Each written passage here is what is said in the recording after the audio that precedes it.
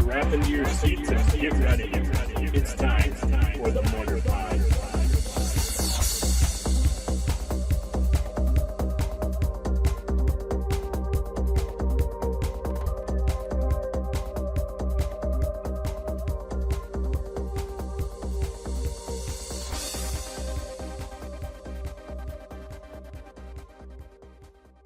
Hey everybody, Alex Stephenson and Jake Faas here for this week's episode of the Mortarpod. Jake, I informed them about your technical difficulties with your computer last week, so I got a chance to talk about Travelers of Astoria, but you're back. We're back at Cyclical Evolutions again. We've got a lot of new cards to talk about, and this week we're going to be going over Nemesis. I think 2 weeks ago we did Mercadian Masques, so... what was it you said about this block that was kind of unique or kind of special? This is so far the only block that's taken place across 3 different planes. So, it's just a unique storyline, I guess, instead of a unique place. That is interesting. So it's 3 different planes? Mercadian Masques, Prophecy, and Nemesis? Yeah, and Mercadian Masques happens on Mercadia, and then Nemesis happens on Wrath, and Prophecy happens on Dominaria. Cool. And all of the stories actually are run concurrently within those, within each of these sets. Yeah. So, everything that happens on Mercadia is, happening at the same time as it's happening, or whatever's happening on Nemesis. I see. Now, wasn't there, a ship in Mercadia that allowed them to travel from plane to plane? Isn't that kind of what it was? Well, they left Wrath, the Weatherlight did, and they landed in Mercadia through the portal on Wrath. Okay. And since Wrath is basically the plan with Wrath is to get it to overlay completely on Dominaria, so it's like a pocket plane that's just attached to Dominaria. Okay. And all it's there for is the final kind of staging ground of this massive attack on Dominaria from Phyrexia. And Mercadia is linked to it via this portal, and Mercadia is also a staging ground, but it houses all of these ships under or within Mercadia City. So it's hard to explain it, I guess, in a full way, but all you have to know about it pretty much is that in Mercadia they discover that there are fleets of Phyrexian ships there that are waiting to attack Dominaria, but Gerard and company destroy that fleet or those fleets when they escape from Mercadia. And then in Nemesis, it's basically getting Wrath ready for the final overlay on Dominaria. So that's what the story is in Nemesis. Okay. Very cool. Well, we thought maybe we'd have space for Prophecy, but I think we're just going to have time for Nemesis this week. Last week I got the chance to talk about Travelers of Astoria, beginning, with sort of the storyline. I showed some of what the game's about without actually going into too much technical detail of how it's played. And if you haven't read my blog, you can go to SeemsGoodMagic.com, and it's just on the front page there. But I talk more about, now that I've got the prototype of the game, how I'm going to be recording some tutorial videos over the next couple weeks. And those are going to be available at SeemsGoodMagic.com too. So check in frequently for updates and tutorial videos of TravelersOfAstoria.com. I'm hoping to have a Kickstarter in the next couple months. I'd really like to have that up and running. I've still got to crunch some numbers and figure out how much I need to raise. The goal number I know is going to be about 250 games for the Kickstarter. That's how many I'd like to sell. Mm-hmm. So I'll have more info on that. But this week, let's jump into it. Cyclical Evolution. Cyclical Evolution. As I've said, we're doing Nemesis, part of Mercadian Masques block. And let's see some of these. What are the actual mechanics in Nemesis? Maybe we just want to mention that briefly. We're going to see them, I'm sure. Yeah, fading is the big one that they added, and it's basically it has fading number. It comes in with that many counters on it, and then at the beginning of your upkeep, you remove a counter. If you can't remove a fade counter from it, then you sacrifice it. And Um, that was like replaced later with something, right? Because some people were yeah, having some. vanishing is the updated version because intuitively, once you have zero counters, You that's should. They normally think when you people. want Yeah. to. Yeah, But in this, when you have zero counters, the thing still exists until it tries to remove a counter and yeah. can't. Okay. Hmm. I see why they made that change, though. It does make more sense if it doesn't have counters, it would cease to exist, I All right. guess, intuitively. But, all right. So the first cycle we've got here, we've got Ancient Hydra in red, Defender Invec in white, Jolting Merfolk in blue, Phyrexian Prowler in black, and Woodripper in green. So all of these are creatures. They all have fading, some varying amounts, and they all have a remove a fade counter ability. So the Ancient Hydra is a 5-drop 5/1 with fading 5. Then you can pay 1 and remove a fade counter to make it deal 1 damage to any target. Defender Invec is a 4-mana 2/4 with fading 4, and you can remove a fade counter to prevent 2 damage to a creature or player. Jolting Merfolk is a 4-mana 2/2 with fading 4. Remove a fade counter from it, from it, and you get to tap a creature. And then Phyrexian Prowler in black, it's 4-mana 3/3 with fading 3. Remove a fade counter from it, it gets +1/+1 until end of turn. And then Woodripper in green is a 5-mana 4/6 with fading 3, and you can remove a fade counter to destroy an artifact. So kind of all over the board, but they all make sense with their respective colors. I guess the Phyrexian Prowler is a little bit underwhelming. I would have expected it to give like neg 1 counters instead.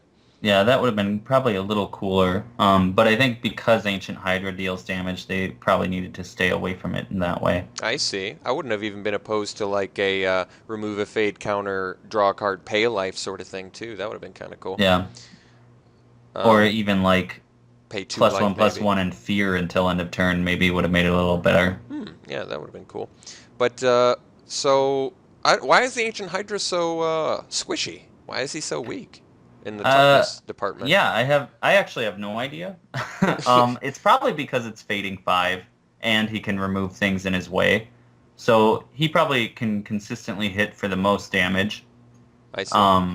And then I would assume it's because it's fading 5. He lasts the longest just sitting there, you know. Mm-hmm. Okay. And other than that, do you have like a favorite to least favorite going on for these? Yeah, I actually really like the Wood Ripper because it's got a pretty big body for, out of all of them, it's the most efficient body. And then it has a really relevant ability, in my opinion, too. Yeah, the Probably not so much in Standard, but in Commander, yeah. Yeah, in Commander and stuff. Multi-artifact destruction seems really good. Hmm. I like the Jolting Merfolk a lot. I feel like that thing, utility-wise, is really cool. That's a limited bomb, I think. Yeah, oh, absolutely. That lets you, And I mean, that just seems crippling in some cases. hmm I do think Phyrexian Prowler, what they were going for with that was kind of a Juzam Jin like replacement or just a new take on it. I see. So they were trying to get that 4-mana 5/5 with a downside, but it could also just be a 3/3 that stuck around for 4 turns too. It would have been kind of cool if it was like +2/+0 or +0/+2 until end of turn or something. So then it's got Or a little even more of a combat like interaction, I guess. even +2/+2 and you lose a life or lose 2 life even. You know, Yeah. I think that the life loss actually would have been a great way to show that aspect of the fading. You know, I agree. Yeah. I you're think really it's, stretching for resources, basically. yeah, I think it just, I mean, that one to me just far and away seems like the worst one. But I even like the Defender. In fact, that guy seems like a beast for all your Yeah, he's combat so annoying. situations. Yeah. Yeah, in limited at common, that's so obnoxious. It really is. That is, and he's got a great body too. So it's like defend all day, 2/4, and he can just protect himself. Right. So that guy's good. I like that too. Yeah, this is a cool cycle. Fading seemed like a cool mechanic besides the whole thing we mentioned already, the lack of intuitiveness when it doesn't have fading counters remaining. But Right. other than that, really cool mechanic. All right, moving on. We've got Lawbringer and Lightbringer. These are both 3-mana 2/2s, and they're both rebels, which is relevant. And they both tap And the Lawbringer taps to exile a red creature, and the Lightbringer taps to exile a black creature. Any comments on these, Jake? I think probably my biggest issue is that you sacrifice these to exile something else. And in conjunction with like Lin Civi, who let you recycle creatures in your graveyard, specifically rebels in your graveyard. Yeah. It's pretty obnoxious. Yeah. It should exile itself too, and the creature.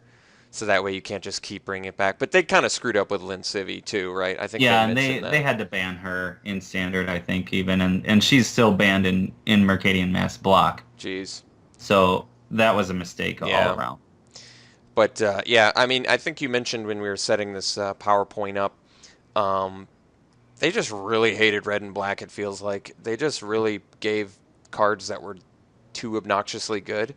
Because I kind of felt like they had started to drift away from it. They maybe were starting to realize they were hating on red and black too much, but then it's like right back into it with this, you know?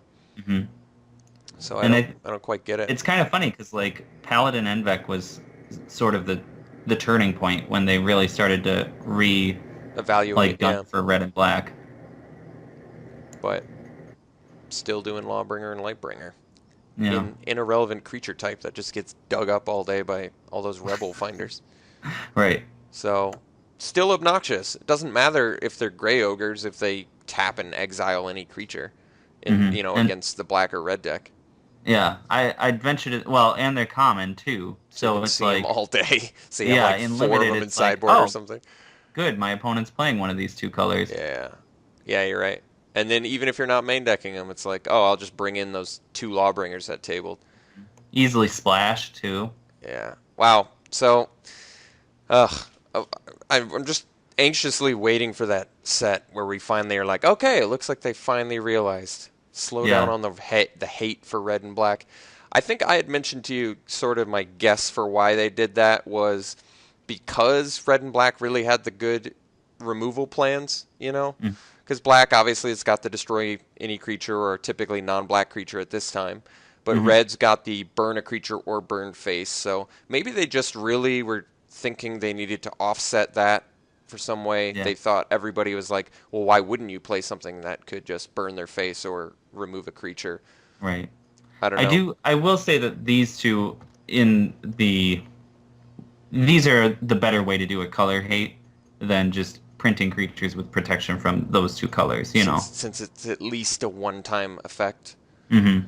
But in this case, it's a pretty damn good one-time effect, especially since black in particular, because black is, also got the whole theme of return from graveyard, either to play or to your hand. So even knocking that out with this card is pretty brutal. Mm-hmm. I guess not much else to say. No. All right, let's go to the next one. We've got Civi's Ruse, Submerge, Massacre, Mog, Salvage, and Refreshing Rain. So it's one for each color. We've got if an opponent controls a land type and you control a land type, you can play the card without paying its mana cost. And then we've got various effects. So the Civi's Ruse is opponent controls mountain, you control plains. For free, you can prevent all damage that would be dealt this turn to creatures you control. If an opponent controls a forest and you control an island, you can cast Submerge without paying its mana cost, and that puts a creature on top of its owner's library. Pretty brutal. Free. Then we've got Massacre in black. If opponent controls a plains, you control a swamp. For free, you can give all creatures -2/-2. That's a sorcery speed, I should mention. Yeah. Mog Salvage in red, obviously. If an opponent controls an island, you control a mountain, you can destroy an artifact for free. That one's kind of underwhelming. And then you've got the Refreshing Rain, which is instant speed. All of them are instant speed except for the Massacre. And Refreshing Rain is in green. If opponent controls a swamp, you control a forest, you can play it for free, and a player gains 6 life. So I can immediately say Civi's Ruse seems like a really brutal one that you can do for free. Submerge seems like a fantastic one. Massacre seems really good. Mog Salvage and Refreshing Rain I can, do with or without. They're nothing too special. But the other 3 definitely are very striking as powerful, free, potentially free abilities. Submerge gets played out of sideboard in Legacy versus Tarmogoyf. Makes sense. Yeah, I and like I it. do think Massacre sees some play too in Legacy. Yeah, it's the bane of free spells, honestly. It's very dangerous when they do free Hmm. spells. To be honest, I think the way they're doing it now with Convoke, Hmm. those one mana tricks, that's like the right way to do a free sort of Yeah. spell, because then I feel like, you need to have an untapped creature of that color to Hmm. do the one mana spells free. And the one mana spells aren't as debilitating as this. Like, I feel like Massacre for free is pretty brutal. Right. Submerge for free seems pretty damn brutal too, since it's like a grip tide essentially Yeah. for Well, and the free. thing in Legacy with Submerge is you do it in response to them cracking a fetch. Oh, so You then know. you screw their Tarmogoyf if you get rid of it. Yeah. Very Well, cool. if they choose to go search, then Oh, I see. They can skip the. So it's Well, either it's well, either maybe they land have to destruction or. search. They have to search and shuffle off of it actually, Oh, so okay. they just can fail to find, but it doesn't help them. Yeah. So it is like a one mana, or no, a free removal spell for Hmm. Tarmogoyf essentially. Very cool. And then Civi's Ruse, just like a one-sided damage prevention, is very good too. Yeah, And it's not and it's not even color specific, which is no, even I'll say that crazy. I think Civi's Ruse and Massacre probably the best in multiplayer formats. Like that's where they work the best because it doesn't have to be each opponent or anything. It's just any of them. Yeah, I really do. Yeah, that's a good point. So it's like it's almost like 100% sure in your Commander 4-player games you're gonna be able to cast them for free. But Hmm. Civi's Ruse definitely felt like a card that should have been prevent all damage that would be dealt to white creatures you control or something like Yeah, that.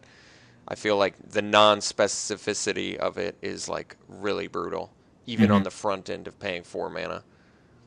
yeah, and I mean, like I don't know how feasible this is, but there is always that possibility where you just are playing every land type off of fetches, you know. So even if you're not white, you can just go get a plains that happens to be also the same color, you know, that you're playing, like a Yeah, yeah, scrub yeah. or something. No, I see what you're saying. Well, I'm just thinking the new card from M15 for green. I think it's like Hunter's Ambush or something, or Hmm. it's essentially this card, but it specifies green creatures only, and it's not even one-sided, and you can't play it for free. So this old school card kind of trumps that in my mind. Yeah. You know which one I'm talking about, right? I think it's like Hunter's. Yeah, I don't know the name of it I off the think it's top of my Hunter's head. Ambush. I might be wrong, but that sounds right. Yeah, I know the art actually, I just don't know the name. Yeah, and that's like all green creatures are the only ones that deal damage. So it's Hmm. not even like your creatures only or your green creatures only. It's like all Yeah. green creatures, and it's the same mana cost, and you can't play it for free. So there's like, I mean, it's probably common, but I don't know. Yeah, 4 mana for that effect though is very good regardless, I think. Yeah, definitely. So this is a cool cycle too. Mog Salvage and Refreshing Rain, like I said, very unexciting. I think Mog Salvage is the biggest letdown. Well, actually, they're both big letdowns, the Salvage and the Refreshing Rain. But Yeah, I Salvage is a mean, letdown because it's like, yeah, I don't salvage really feel isn't like you shouldn't be that happy that you're getting like a free artifact destruction. yeah, salvage isn't that bad though. It's definitely not great for a multiplayer format, which is where like some of these other ones shine more. And refreshing rain is absolute turd. Maybe it's like I think the biggest upside you could hope to get from Refreshing Rain is you're tapped out. Your opponent's like, oh, well, there's nothing he could possibly do. I'm just going to swing in for lethal. And then you're like, okay, now that you've swung in, gain my 6 so you don't kill me. It just basically is like against black decks a free way to throw off combat math for a turn. Yeah. So then like maybe your crackback would be lethal. Very I narrow situation, but I people I do feel like that, in limited. it would have probably been better as either a free, well, they had already done free boost in this block, so it probably should have just been like your guys can't be the target of stuff or something like that, Yeah, you know. that would have been cool. Free like Shroud at that Hmm. time. Hexproof nowadays. Um, Other than that, though, Civi's Ruse Submerge Massacre. If, like you said, I mean, if those are legacy sideboard played today, that's pretty telling about their power level for sure. Yeah. Okay, moving on. We've got Sea Hunter, Sky Shroud Poacher, and Mog Catcher. So these are all, it would appear to be search cards, 2 mercenaries and a rebel, which is interesting. Sea Hmm. Hunter is in blue. It's a 4 mana 2/2. They're all rares too. They're all 4 mana 2/2 rares. Sea Hunter is a 2/2 mercenary, and you pay 3 and tap. You get to search for a Merfolk card, put it into play. That's pretty powerful. Yeah. Sky Shroud Poacher, same thing except Elf card. And then Mog Catcher, same thing except Goblin card. So all of those seem really strong. Yeah, and they are really good. I'm trying to think of what the best cards are for each of them to go get, though. And Like especially Siege Gang Commander comes to mind for Mog Catcher. Yeah, Mog Catcher definitely. Actually, what was really good at this time would have been Goblin War Marshal. The 3/3 that brings in 2 guys when he comes in and when he dies. Okay. And he had Echo. Merfolk, I mean, you've got, like, at this point, unlimited amount of lords. There's so many you can search up and bring out. Yeah. Elf cards, there's all sorts of cool ones, especially from Onslaught block, especially, where you've got, like, the one whenever an elf enters, you get the Saproling. You've got the one whenever an elf enters, give it +1/+1 and trample, is it? Something like that, yeah. And then you've got exactly. Yeah, so it's the Hive Master. What's that one that's a 1/2 and you can tap it and give +X/+X for each elf you control? That one would be cool. Mm-hmm. Well, I think like Voice of the Wood or whatever, where you can like just start pooping out big 7/7 elementals with it too. Oh yeah, that's right. When you tap like 5 elves, you get that. Mm-hmm. I remember that now too. Cool. I mean, there's just got to be so many utility ones, especially for elves. I'm sure there's elves that come in and do stuff. Like even the fact that Sky Shroud Poacher 3 and tap, bring in an Elvish Visionary, and it's essentially a green draw card that gives you a creature. You know, removes a card from your deck and draws you another one. Yeah, it's like deck thinning plus gives you a whatever. chump blocker. Yeah, so all sorts of different upsides to that. I don't think you get as much utility with Sea Hunter, but there's probably some Merfolk that comes in and bounces maybe, or it'd be a really cool one. You bring in a Merfolk that like the Curse Catcher. You know what I mean? So it's like, oh, you want to cast that? Well, bring in a Curse Catcher, sack him, counter it.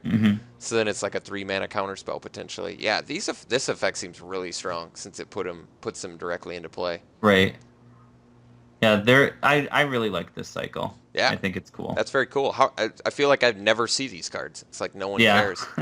Well, it's hard to justify a double color 4-mana 2/2. You know. That's true, and it's not like it's 3 mana and tap is not free. No, by any means, but that is a very unique and cool renewable ability. I would definitely say these are cool for Commander if you're a tribal deck. Oh, absolutely, yeah. I never see them in Commander either, but then again, I guess I just don't jam as much as you do on that. So, cool, nonetheless. All right, moving on. I should mention just because the picture's kind of funny. I like the idea behind Sea Hunter. His way of searching a Merfolk is he grabs them out of the sea and forces them to work for him. Right. It's like, that one's weird, because the Sky Shroud Poacher, is it supposed to be he's like beating and enslaving elves? That's the idea? They're enslaving them, yeah. So, in fact, all of them are enslaving the race that they're bringing out. So really, they're much more in the mercenary style, because in the block, that's how mercenaries worked. It wasn't like you were joining them by your own volition. You were being enslaved, usually. I see. I think the issue I have with the Sky Shroud Poacher art is that the rebel looks too much like the elf that he's enslaved. Yeah. That it almost looks like just a dude enslaving another dude. Yeah, exactly. The elves actually don't even look like the true Sky Shroud elves, which would have had like white face paint and stuff like that. I see. Green hair. Ron Spencer kind of missed it on this one because we need to write him a note, I think. Yeah, I'm sure he'll listen to our podcast and he can just get it from that. We got to talk about what he did back in 2000. I like the neck veins, though, on that screaming rebel human. It kind of looks like a troll doll a little bit with that hair. Yeah. But the other one works. I love how the Mog Catcher, the mercenaries, are just like singing while they... I know! joyously singing while they carry away a goblin. That's a cool idea. I like it. I like that they're not, because that's actually unique too, that they're not part of the tribe that they're searching up. I guess that makes sense, because think about if it was like Sea Hunter was a merfolk. It's like, search up another Sea Hunter, and then we'll just start searching up multi-merfolk at a time. Yeah, exactly. Get 2 a turn or whatever. 3 a turn eventually. Makes sense. All right. Cool. Moving on. All right. We've got Parallax Nexus, Parallax Tide, Parallax Wave, and Sapperling Burst. So first and foremost, it looks like the Sapperling Burst kind of stands apart name-wise. Yeah. But these are all enchantments. They all have fading of various numbers, and they all have a remove a fade counter ability, much like the creatures that we saw earlier, just in enchantment form. So Parallax Nexus is the black one. It's got fading 5. You can remove a fade counter from it, and an opponent removes a card in his or her hand from the game. And then when Parallax Nexus leaves play, they get to get all their cards back that you exile. Parallax Tide is a blue one. It's 4 mana. It's got fading 5. You can remove a fade counter from it and exile a land, which is absolutely brutal. And then when Parallax Tide leaves play, each player returns to play all the cards he or she owns, removed from the game with Parallax Tide. So you could theoretically Parallax Tide, bring it in, remove all the fading counters from it, and then while those are on the stack, sacrifice Parallax Tide and permanently exile all those cards, right? Yeah, and that is the combo with Parallax Wave. You just have Parallax Wave out with Opalescence. Is that like and you sack enchantment or something? Well, Opalescence makes all non-aura enchantments into creatures with converted or power toughness equal to their converted mana cost. Okay. So you choose 4 targets with the first 4 fade counters, and then in response to you choosing all of those targets. So all of those are on the stack, I guess. And then exile itself. Yeah. I And see. then once it exiles, it triggers. So you can remove every creature from the board, basically, and all of your opponent's enchantments if they have any, because Opalescence is out too. How about Parallax Tide Despotic Scepter? Is that a combo? Isn't it? Because don't you just remove all the fading counters and then Oh, and then destroy sacrifice itself. your Okay, Parallax yeah. Tide or whatever? I was thinking- Destroy your own Parallax Tide, and then it Yeah, exiles 5 lands. Yeah, I mean, that's cool too. I like Parallax Tide fine enough. You know, I think it's a great card because of what it can do. Like, even removing 3 of their lands for 3 turns is pretty brutal on turn 4. Yeah. You know. Oh, I agree. Totally. Yeah. And that's in this a huge era- setback. In this era, it was like they had access to days. Yeah, or So- like Force Spike or any other sort of mana leak type counterspell would just be brutal if you've exiled lands. Or if they have any sort of land aura, it's nice that you can get rid of that. Same thing with, well, I mean, you just mentioned Parallax Wave, but Parallax Wave is the white one. It's 4 mana with fading 5. You can remove a fade counter from it and exile a creature, and then when it leaves, they get them all back. Parallax Wave was in Vintage Masters. It's been in Cube. Parallax Wave has got long legacy of being a badass card. Definitely. It is. Yeah. Oh, it definitely is. I played it in White Weenie, in Cube, and destroyed. It was like, oh, come out. Your 3 dudes are gone. I've got 3 more turns of just sitting back on this thing. So it's like way brutal. Then you've got Sapperling Burst, which is the last one, the one that sort of stands apart since it doesn't have Parallax in its name, but it's got Fading 7, and then you can remove a fade counter from it and get a Sapperling creature token with power and toughness each equal to the number of fade counters on Sapperling Burst. Very cool. So, and then when it leaves play, you destroy all the tokens put into play with Sapperling Burst. So it doesn't even destroy all of your Sapperlings, which is nice too. No.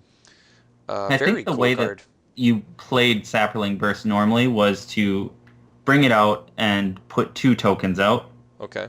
And like just go to town on them with 8/8 and 6/6. Then So, I don't think you just stopped at 1. You just but you did stop at 2. Okay. No, I like that. That's cool. And then you get to, I think on your first turn where you would attack, you'd bash in for 4 then, or with each of them, or 8 total. Mm-hmm. That's good. Still efficient for green. I like it. All of these cards are cool. Mm-hmm.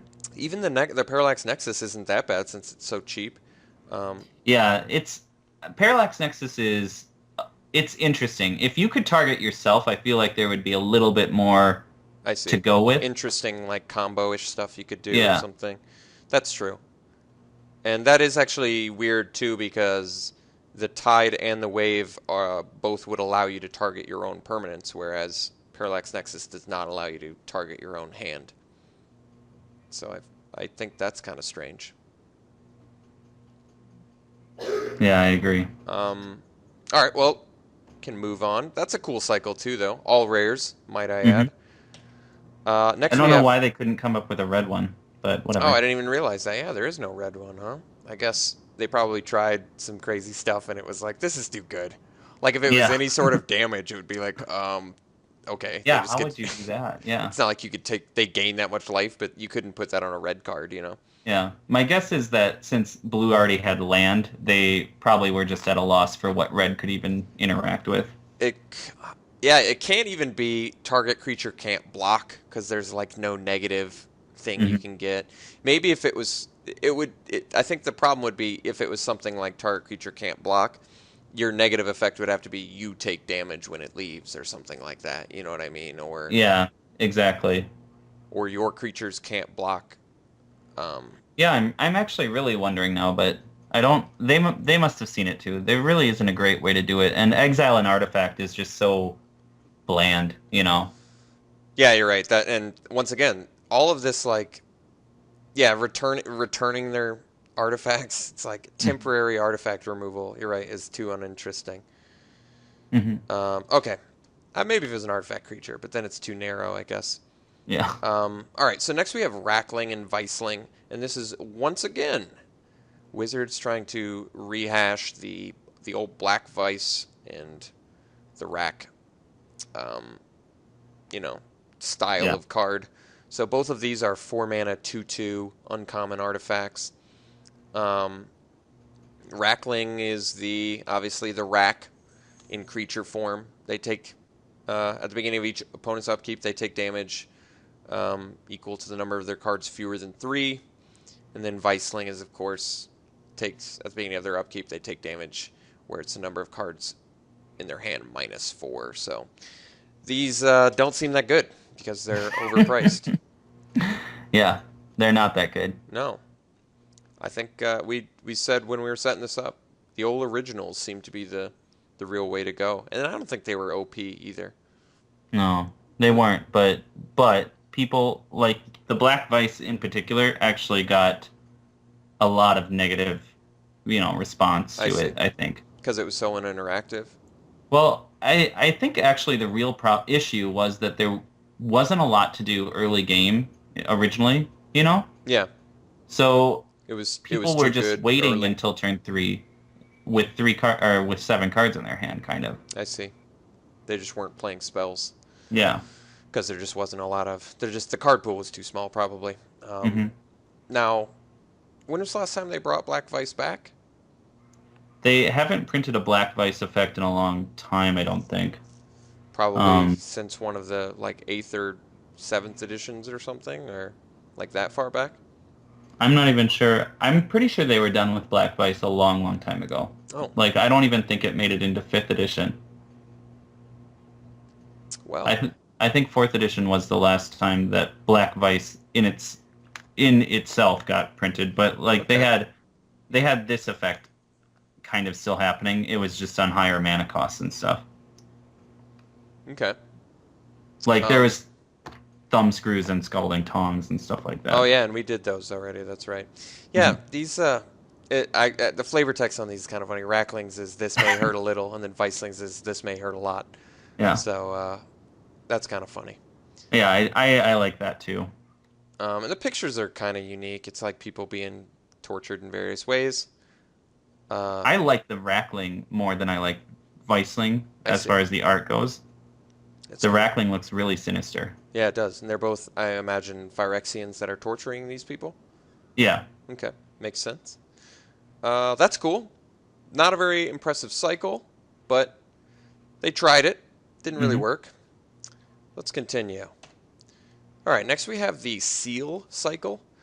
And Jake and I thought this would have been a good cycle to either bring back or basically re-examine, rehash for Theros block, since it's a cycle of enchantment cards that have effects that are common for that color. So we've got Seal of Cleansing in white, which is a 2 mana enchantment, and then you can sack it and destroy an artifact or enchantment. So it's just basically a disenchant in enchantment form. We've got Seal of Doom in black, 2 and a black enchantment. You get to sacrifice it and destroy a non-black creature, and it can't be regenerated. So obviously like Dark Banishing. Seal of Fire is a 1 red enchantment. You can sack it and deal 2 damage to something, so Shock. Seal of Strength, 1 green, and you can sacrifice it and a creature gets +3/+3. And then Seal of Removal, 1 blue, and you can sack it and bounce a creature. So very common effects for those colors. You've got the Giant Growth, Unsummon, Shock, Dark Banishing, and Disenchant. Do you have a preference, favorite one for this? I guess they're all pretty good, aren't they? I think that probably Seal of Fire maybe is my favorite. But like the best part about it is that you can drop it on turn 1 and just leave it there. Excuse me. And use it exactly at the moment you need to. Your opponent will always be able to like calculate it, I guess, or calculate for it. So that kind of stinks, but the fact that you can use it as a burn on a creature is really sweet too. Oh yeah, absolutely. Maybe Seal of Strength is kind of the most underwhelming because it's like they always know you've got the Giant Growth. But yeah, even actually, then it's still good. Even then it's still good. I think that's probably fair though. Seal of Strength, like they're all really good, but Seal of Strength might be the worst one. I mean, in any combat situation, it still is like if you attack in with 3 dudes and they got 3 blockers, it's like you still have the luxury of knowing which one's going to get the boost, Yeah, exactly. So this is a great cycle, and I really wish they had brought this back for Theros block, but alas, no such luck. All right. Next we have Stronghold Machinist and Stronghold Biologist, and this one's really cool because I think this is the first case of how did you describe it? Extended art or continuous art? It's a full art piece where they have just like kind of cut it in half basically and allowed. I mean, that's Airtie in the middle. That's the same character on both cards. So that in and of itself is like a really unique aspect of it. Very cool. Because yeah, they just put the same guy right there for everybody to see clearly that it's the same art. Okay, so real quick, these are 2 blue cards, a Machinist and a Biologist. The Machinist is a 3-mana 1/1 with 2 blue, tap, discard a card from your hand, counter target non-creature spell, and then Stronghold Biologist, you might have guessed it, 2 blue, tap, discard a card, and counter a creature spell. There's Spell Shapers, which we saw their debut in Mercadian Masques, right? Very cool. I like the Spell Shaper idea, where it's turn any card in your hand into a, very specific ability or effect. These are fine. These seem playable and limited at the very least, right? Oh yeah, for sure. I personally I love Counterspell, but yeah, I love these great. cards. Very good. Turn your excess land. I feel like mid to late game, these must really shine hard. Where it's like, I don't need a land drop anymore, so now my my excess land drops are now negates or remove souls. Yeah, and keep in mind that like the blue free spells from this block, a lot of them were bounce islands to get their free, Oh, so then you can even bounce the land, and suddenly that land you bounce turns into a counterspell. Yeah, so you can be like, I'll daze that, and then now I've got a land in my hand or whatever. Yeah, this is a really cool. This is cool. I urge people to check out the art on the Stronghold Machinist and Stronghold Biologist. Sort of see what we're talking about, where you've got this like extended continuous art sort of thing. Have they ever done anything like that since then or before? They haven't done it to this extent where they're showing the same character like fully in both. Yeah. But they've done that kind of panoramic thing. The Kamigawa lands were all panoramic. Okay, cool. And so were the Rise of Eldrazi ones. So very interesting. Only shortcoming of these cards is 3-mana 1/1s, but it's a powerful effect. So I guess that understands. It's understandable why they would do that. Moving on, we've got Voice of Truth. Now, I've deliberately put in the previous voices from Urza's block to sort of show how this ties them together. We've got more voices coming up eventually, I'm sure, right? Or is this it? There's one more, and it's called Voice of All. Oh, and we'll get to that eventually, I'm sure. Yeah. Okay. So if you don't remember the voice cycle, we did talk about them in Urza's block, but there's a voice for each color that it has protection from, except white. And that is what this Voice of Truth is from Nemesis. So they're all 4-mana 2/2 flyers, and they each have protection from a certain color. Voice of Truth finishing it off with pro white, so we've got the full one of each color, and then as you might imagine, voice of all is pro all colors. So, very cool. Mm-hmm. Do you like Voice of Truth more or less than any of the other ones? I don't really care for it too much, I suppose. Pro white's not necessarily relevant a lot of the times, because white doesn't typically get large creatures that you want to throw something in front of. Mm-hmm. It's kind of in the same vein as pro blue. It's not often going to be that relevant. Yeah, I suppose. And if you're like cutting white in a draft, you're not as likely to have to play against another white deck, Yeah, exactly. So, I mean, not to say that that should discourage you from playing the card. You're still going to end up playing against other white decks, but it's not as exciting as when you're white in a draft Right. and you've got some card that straight up hates a color you're not playing. Mm-hmm. Then you know. And I just think makes sense. they've kind of decided that white doesn't necessarily protect against itself anymore. Yeah, it does That's seem a bit dated. It seems like a bit dated of an Yeah. ability. You just don't see it that much. They've moved that more into black. Black is more able to protect against itself. Which makes sense. That's how it Mhm. is in a lot of... I think we've brought up Final Fantasy IV before, but Mhm. how in Final Fantasy IV, you're a Dark Knight at the beginning of the game, and you're fighting against evil, so you have to become a paladin in order to overcome evil, because Right. dark cannot defeat dark. So I think it's been a common theme in RPGs for, decades, that darkness cannot defeat darkness. You must have the light. All right, next. Ooh, Weird. Weird Harvest. This is a segment of the show where, and I'm not sure if I might have forgotten to bring it in, so I might have to exit out of this to go bring it up. But this is a segment of the show where we talk about a weird card from the past, and specifically referring to the name and picture of the card, not necessarily the text or design of the card. But hopefully I remembered it. If I didn't, I'm going to have to go search it out. I didn't. All right. That's okay. I'll bring it up real quick because I remember what it was. We've got, this week, Sneaky Homunculus. So, Sneaky Homunculus is a 2-mana 1/1 that can't block or be blocked by creatures with power 2 or greater. So, the funny part about this card is, the name is, I guess, a little bit funny. It's nothing special, but the picture is the unique part. So it's called Sneaky Homunculus, and homunculus creatures are sort of, they're cyclops, sort of. They've got one Cyclopean. Cyclopean. They've got one big eye on their head.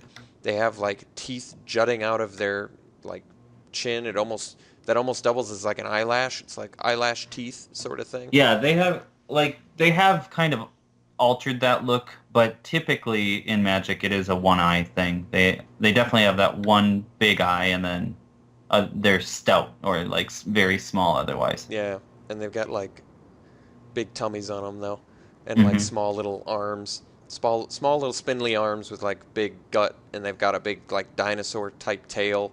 They have like antenna ears. They're just very comical looking creatures, and this one is wearing like a ragged like khaki or denim pants with a belt, and he's got like I don't know, he's got some weird symbols on the piece of clothing covering his tail, like stars, like he's a wizard or something. But Jake and I were saying the reason this card's so funny is, and something I didn't even realize. I can't believe I didn't realize this before, but you can tell in the foreground and background are characters. So Yeah. people are standing near it, but somehow the Sneaky Homunculus is getting by them. But the funny part is he looks ridiculous. So that alone is like, how could he be sneaky if he looks like that? But he's also covered with some sort of like blurry white aura, and every step he's taking is leaving like a white residue. Like, there's literally nothing sneaky about him at all, except for the fact that he's little. That's it. Yeah. I mean, you can look at it and be like, oh, the white aura is the thing that's distorting him. I see. But, Making him invisible. I see. But the fact that he's leaving a trail of footprints doesn't really make it mesh because, that's the same color as what he's got surrounding him. So, Yeah. I don't know. Doesn't seem like the person who was making him sneaky didn't do their homework or something. Yeah, or maybe the white glow on the footprints is supposed to mean those footprints are only visible in his, weird dimension that he's in. I guess. That's kind of a stretch, but it does seem like the soldiers he's standing around are kind of interesting too. They're like, is it wearing like it's almost like wearing Japanese armor in the background or something, or I what I think mean? it's like the traditional like wrath or like the stronghold armor or garb for Okay, like soldiers of the stronghold. I see, and that's what that garb looks like. It's sort of like a wicker, almost looking Hmm. sort of thing. Okay, It's either that or it's for like the Envec, which is another race there. But I'm pretty sure that it's that.